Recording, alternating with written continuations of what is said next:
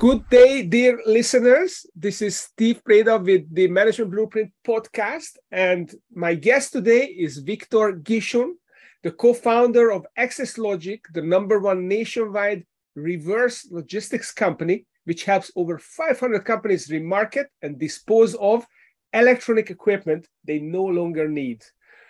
Victor, welcome to the show. Thank you so much, Steven, for having me. Oh, yes. I'm grateful that you came to see us and to discuss the topics that you are an expert of.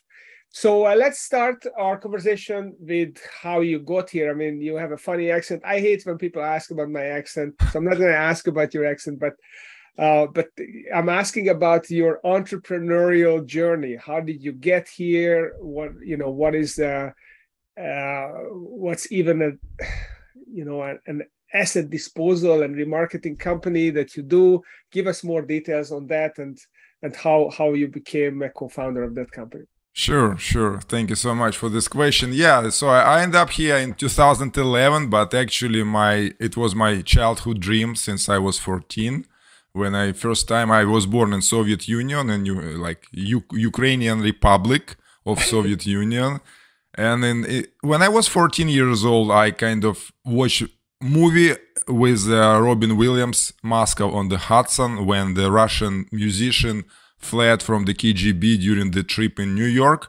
And I look how people in America look different from people in Soviet Union. They smile to each other, they say hi, and they help each other. Wow, it's a different world. I want to live there. And since then, I kind of was dreaming about moving here. In 2011, I finally moved here, and 2 years later, I met my current business partner, the CEO of the company, and we started this business here in the US in pretty much from scratch. So he had experience before, very good local experience. He ran several businesses, and it was for me no-brainer. My goal was to find somebody here who smarter than me, who more experienced than me, who I can complement with my skills so we can work together and succeed. And this is exactly what happened after we started working together. So would be one of the first advices, I think, for anybody who wants to move to the US, to find somebody local who moved here, or even better if somebody born here, but it can be some cultural problems. If you, for example, from Europe or Asia and somebody born here, might be cultural problems. So better maybe to find somebody who is from your country but moved here 20 years, 30 years earlier, and he or she lack of the skills that you have. So then you guys can work together. It will be really good and successful for the company. Okay. So how did you find each other? And is this something that, asset disposal, electronic equipment, is this something that you did back in the Ukraine?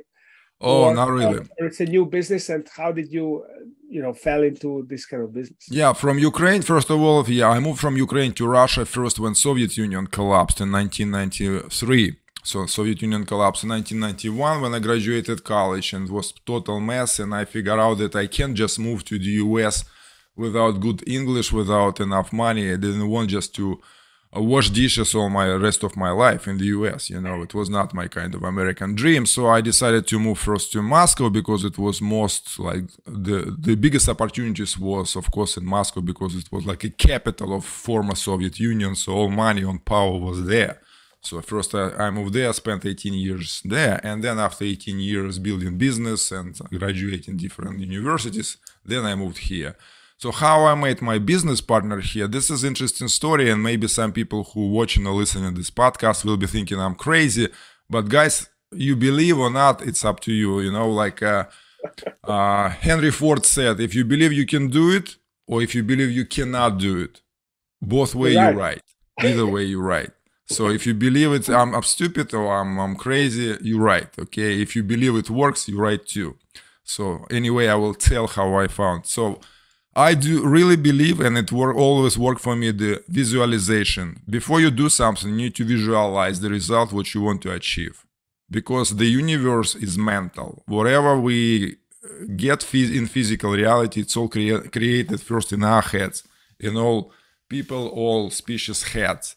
So this is how universe works. So I try to run first business the same which I had in Moscow. It was software development business, and when I moved here, I realized that this is completely different environment. This is completely different competitive level, I would say. The first thing which shocked me when I moved here, I noticed that my competitors show advertisement commercial prime time on TV.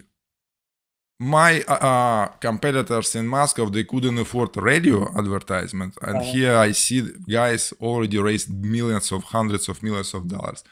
So the first thing I figure out that I need to kind of find something different. So I spent my efforts on preparing my Russian business for sale and looking for the local, as I mentioned earlier, partner who has experience here, how the laws work, how business works, how's everything. And I visualized some Russian tycoon I really respect, because he is a scientist, he kind of engineer, he graduated one of this prestigious Russian university in chemical industry. And he's an oil tycoon, but he not like oligarch who got everything from nothing. He built this business from scratch, I would say. So I really respect that person. And I visualized that person. And I understood I'm not gonna get him as my partner, but you need to visualize something close to the picture you want to have. And then 2 months later, I went to a party in Los Altos Hills, and I just went to a backyard of the very nice mansion. And I saw the guy who looked exactly like that guy. You couldn't believe me. And I came in, and there was like 7 chairs. He was sitting in one chair, and I came to him and I just said, "Is this your house?" He said, "Yes." And one chair was right next to him, available. I just sat on this chair, introduced myself, and I spent the whole evening with him talking. I didn't talk to anyone at this party because I saw this is the guy who I started visualizing 2 months ago. This is the guy you came to talk to, and you made the connection. You know, it's amazing you tell this story. I was just last night, I was looking for something on YouTube, and I came up on this video where Bruce Springsteen I think in Melbourne, he's doing this concert, and a guy is showing a sign that he wants to play with him, and he pulls him up on the stage. This is a 14-year-old guy, and they play one of the songs and sing one of the songs together. He plays the guitar. And this is incredible. And then I went on this guy's, I found his name, and I saw his Facebook page, and he basically built a relationship with Bruce Springsteen. He came to the US, he invited him, and he's now helping him in his career to get off the ground, which is basically the same process that you applied to finding your mentor. It works for everything. Just visualize good things, okay? Don't visualize bad things, because they will happen too. That's true. So garbage in, garbage out. Right. That's awesome. I agree with the visualization. It really works. And by the way, you said that you were inspired by this movie. I actually had the same kind of vision in my head. I saw Back to the Future, which was, I don't know, it came out maybe late 80s, whenever. And there was this scene when Michael J. Fox is riding this skateboard in this square, small town in America, and it really stuck with me, this cityscape, and it was such a pretty square. I said, "Wow, this is such a gorgeous environment, and I'd love to raise my family in a small town America like this." And lo and behold, we moved to Richmond 10 years ago, and I did raise my family here. So awesome. That's visualizations are really, really powerful. Wonderful. So let's switch gears, because we have lots of good stuff to talk about. Let's go to the management blueprint that you came up with, and I think we called it the business success triangle. It's your mental model of how to succeed. And can you share this with the listeners?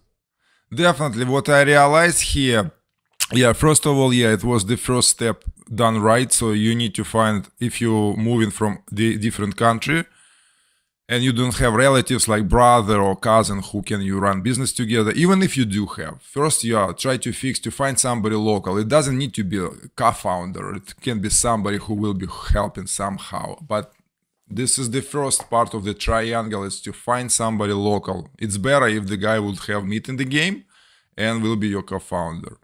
Second part, you need to have two edges. First edge need to be in sales and marketing, because you need to do something differently in terms of the cost of acquisition new leads for your business. Because if you do exactly the same things which your competitor do, you will be just mediocre. You would not ever build a big, great company. And for many people, it's okay to be at that level and make some, six figures and be happy with that, We're talking about if you really want to succeed and make 7 and more figures income, like individual income, okay? So then you need to find some way how you can get in leads more consistently and cheaper than your competitors. This is the first. You need to find this. You need to build this ultimate, as I call it, ultimate sales machine. That anyone you can put in this machine without any skills, without any sales skills, and the system and framework which you give to these people will make any of them, if they just do what they're supposed to do without any, they don't need to graduate Harvard or Wharton or School of Business or have connections, anybody from the street you can put who can talk, who can speak English, even with terrible accent like I have, and I'm still selling way more successful than some Native Americans who has no accent. They couldn't sell because they just don't want to do cold calls or something like that. This is the second part. And the third part, it's you need to have edge on execution part again. So this is what make our business successful, because my partner, he has a unique skills, unique experience. Before we met, he had 25-year experience buying and selling surplus electronic equipment from different auctions before eBay, before Amazon, before they even exist. And he created this catalog in his head that he can look at the picture. He remember that 15 years, 10 years, 3 years, maybe 3 months ago, he already sold this thing, so he can tell this thing has value or doesn't have a value. And this has helped us to differentiate what items we pick up just for free and share profits with client if client need the profit, or for something we need to really charge to dispose of. Otherwise, you will overflow your warehouse, or you will finally be run out of space, and then you will be run out of money. So this is two ages. Age how you acquire new clients, age how you execute whatever you do. It could be software development, so you need to figure out, so what would be edge in your software development? Let's say or in selling something, if you do e-commerce business, again, you need to find edge. Without edge, you will be just Me Too product. Yeah. You will be mediocre. It doesn't matter how hard you work. Without these three things, understanding local things, like local environment, having edge on acquisition of new leads, and having edge on execution, you can't build it. So this is three things just must for any business. Very, very interesting.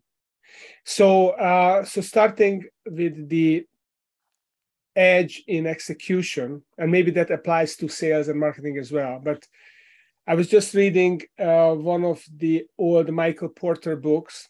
The title is on no, actually, it was a Boston Consulting book on strategy, and one of the concept that they talk about is the experience curve, which is a little bit like the learning curve, but it's broader because it's for the organization. So even if people come and go, the organization can still become more experienced in something. And what basically this concept tells you is that every time and they showed, they did the research with, so they have the figures to back this up. But basically what these Boston guys say is that every time you accumulate, you double the experience you accumulated in doing a process, doing something, then you become 20 to 30% more productive in doing it. So the time to execute, the cost to execute is going to drop by 20 to 30%.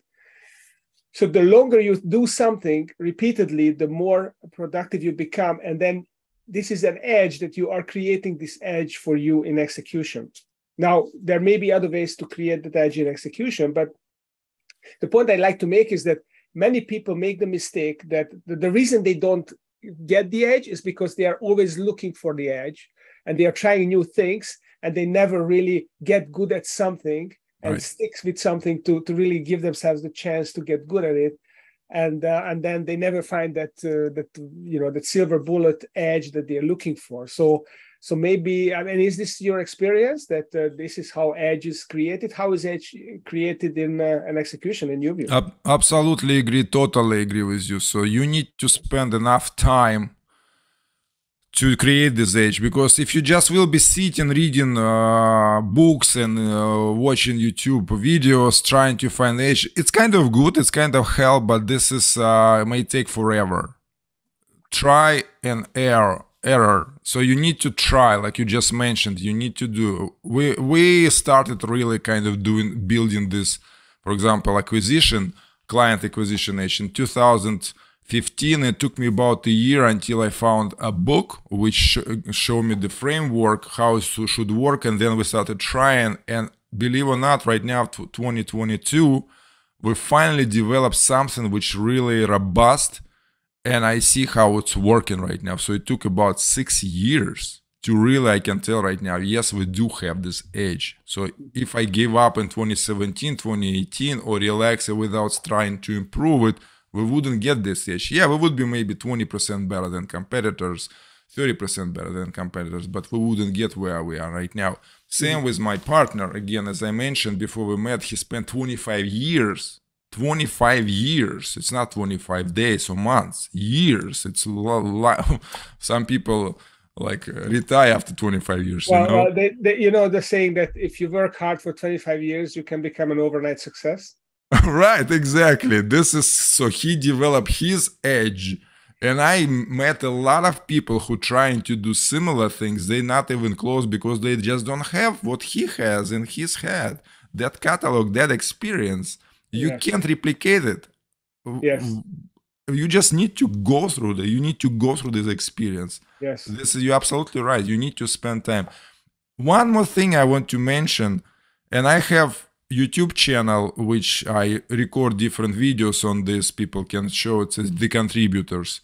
They just can go to thecontributors.com and they will find the YouTube channel. It will redirect it on my YouTube channel. A lot of people fail for one reason. So when you go trying to reach the summit of the mountain, right? Many times let's say 2/3 of the way, and you understand that where you are right now, you can't make it to the summit. You need to go completely down where you started and take another trail. And this is the biggest psychological problem for people, to really say, fuck it, I'm gonna do it. I'm gonna go down and I'm gonna go different road. And in business, many times you need to do 3, 4, 5, 6 times. Go completely to the basics and start different road. People just trying from that, even though they understand they can't make it from where they are, but they can't psychologically go back where they started. Let's take Google, for example. Google had hundreds of millions of dollars of investment.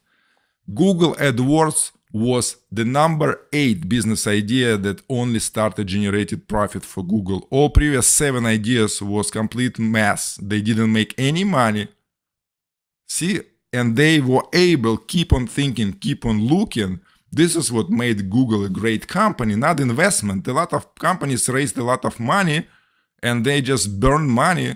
We know the story of WeWork. We know the story of other companies. They made hundreds of millions of dollars, but because they didn't find that edge, they were not able to adjust their business model to get this really momentum and really going without putting new money.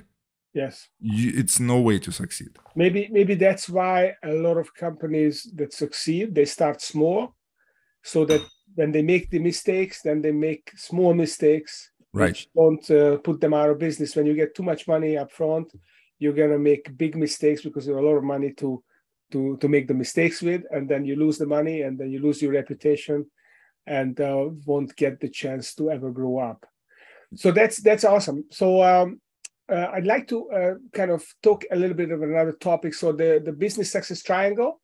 So find someone local, whether it's geographically local or someone in the field, who already has experience, who could be your mentor, perhaps, this local person, and then develop a sales engine and develop an edge in execution. So essentially, an edge in sales and an edge in execution. So it's a really good model to keep in mind. Now, you have this YouTube channel and you're helping people, you're giving back, you're helping other people to do the same thing, to come to America and become successful. And one of the things that struck my eye on LinkedIn, you say that you can come to America, basically, I maybe misunderstood, but on a tourist visa, and you don't have work permit, but you can just start working in your own business. Does this really work? Is this legal? This is the only legal way to work in the US with travel visa. The only. All other ways are illegal. This is exactly, people for some reason don't know about that. And I recorded a long video about this and just posted short about this yesterday. So the whole point, when you move to the US as a tourist, you have B1, B2 visa, for example, or you have, for example, somebody come here as a student with F visa, somebody came some other visa. So it's not, let's say, when you don't have a working visa, but then you have a working permit, this is the only way you can start making money here, work for someone. Legally, you just register LLC. You just register company. It's very easy right now to register. It doesn't cost much money, doesn't take much time. You register LLC, and you right now no longer working as an individual who required working permit. You right now a company. So when you approach somebody to provide you services, whatever you do, it can be freelance services provided through Upwork or Fiverr, or it can be construction. It doesn't matter. You get a job not as a John Woo. You got a job as a ABC LLC, and the company paid to LLC who contracted you, and you as the CEO of this company, you just get your salary from your company, and this is completely legal. So you're basically self-employed. You can employ yourself without a permit. Exactly. Yeah. Well, it's a very American thing. If that is true, as you say, I wonder why I bothered with getting an album visa at the time. I could have just done this, but I guess I would have had to succeed in 3 months, which would have been difficult on a tourist visa, right? You need more of a runway. Maybe not. It depends what you're capable of doing. Right now, I think, right now, so many opportunities to make money. Right now, the biggest problem, it's not the number of opportunities. For any business person, for any opportunist, I would say opportunistic person, the biggest problem actually to stay focused on what actually give you the biggest amount of money at the time you spend. So you need to say no to 99% of the things. This is the biggest thing. Every day I get 2-3 ideas for business. Believe or not, I watch something that just worked terribly, and then I see better solution. And first thing come to my mind: if I don't have full-time business, I would do it right now, and I do it differently, and it would be great. You need to. So so you need to get married to your business. You can't afford just to date different businesses all the time. That's for sure. It's full time. And commit to it and develop the edge and ride the experience curve and get to the point where you break through. Eventually, you break through. Many entrepreneurs I've seen, and I myself guilty of it too. I was guilty with my previous businesses. You're doing something hard, you get some level, and you're stuck at this level, and you're making this income like with 10% increase, maybe annual 20% increase, and you start looking for something different. What else can you do? And you think there is a greener pasture over there. But you don't understand this. You here stuck not because this is big business model or big business.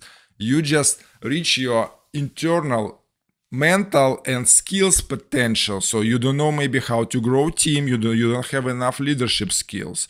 You don't have enough sales skills, and you don't know how to hire. So you need to work on yourself, on your skills in the business you are in right now. Then you can break through. Yeah, you might not need a mentor, for example, for this, or advisor or wherever, or go to conference, or go to seminar, you need to boost yourself, not jump from one business to another. This is where a lot of entrepreneurs fail. They just jump from one business to another. They think they finally landed in some business which will just give them millions of dollars with their level where they are. It's not going to happen. Yeah. Business, it's an evolution, not a revolution. Don't look for revolution, look for revolution. Improve. If you improve 1% a week, then you're going to be 67% better at the end of the year. So just focus on that, This is interesting, yeah, because I just finished the book. I read book Brian Tracy, The Focal Point, and he has very interesting point. He give technique how to improve yourself 0.1% a day. If you do it, you will improve yourself 26% every year. Yeah. And this is so easy. 0.1, it's not even 1%, it's 0.1% a day. It's like unnoticeable change. It's up. Well, listen, this has been awesome, Victor. And so your company is Access Logic. And can you tell me your YouTube channel? Where can people find you? Your YouTube channel, if they want to get your wisdom? Yes, the easiest way to find, just go to the website, thecontributors.com. Thecontributors.com redirect you to my YouTube channel. And that's awesome. You can find me on Facebook or LinkedIn. My name is pretty unique, so not many Victor Gichun you can find online.